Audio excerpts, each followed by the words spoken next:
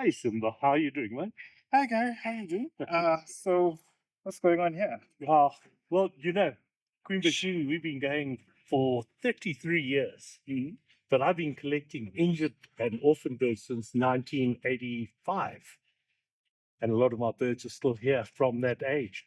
And we've taken care of birds from vultures right down to the little scarlet-breasted sunbird.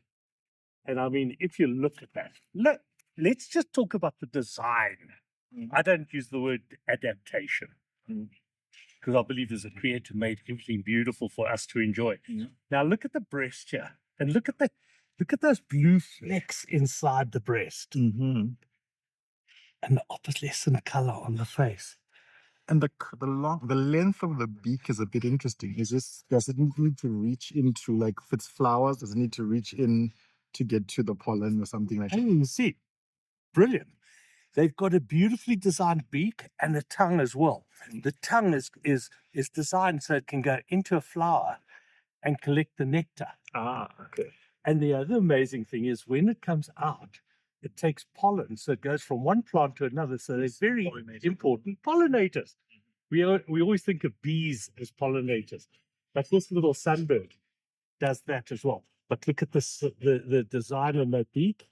And you can see on his brow there, he'd flown into a window and was concussed. So now, as per normal, we'd look and see a little guy as healthy. Yes, he was concussed, but I'm sure he's okay. And what we're going to do is release him back to the wild. Because one of the things is all the birds that come here, we assess whether they can go back to the wild or not. If they can't, then they can stay for education or maybe captive breeding. So maybe they recover eventually over time. 100%. So like we've got those vultures that were poisoned in fact, it's just over a year ago. And we've still got them, and one succumbed to the poisoning only a couple of weeks ago. Oh, shame. So we take care of them until we're absolutely certain. And in that case, we're waiting for transmitters to come from South Africa that'll be fitted to the vultures for release. Okay. We also got that fish eagle that came in this week from National Parks who's got cataracts in her eyes. So she can't see properly. She can pick up food and everything, but I think it's because she's very old. Yeah. So she's got cataracts. I had a fish eagle many years ago. His name was Hubert. I had him for 35 years. Oh, wow. And he couldn't see at all. But on command, I could tell him there's food, and he would go and get it. Okay. But that's, for me, I mean, I've been looking after birds for a long, long time.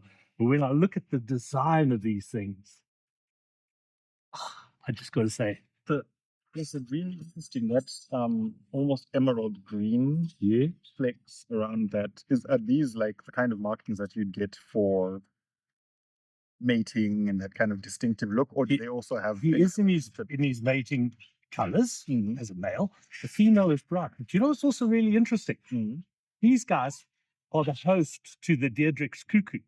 So there's a type of bird that will come and lay eggs in their nest. Okay. And these would look after those babies until they go off. Which most people might not know is the origin of the word cuckold. Not going to say anything there.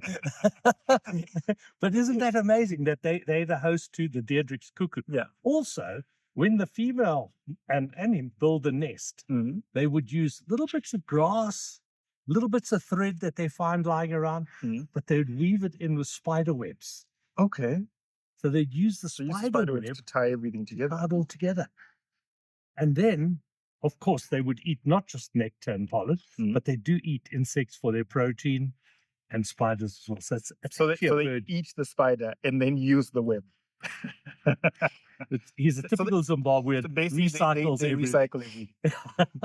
But I'm going to try and let him go now. Let's see how this goes. What do you think? Let's see how this goes. Let's see if he can get a nice close up. He's going to want to bolt very quickly. Hey! Oh, wow. Wow, look at that little breast. It's just such a signature, isn't it? He looks quite alert. He is so chuffed. Guys looking around, thinking, where the fuck are we?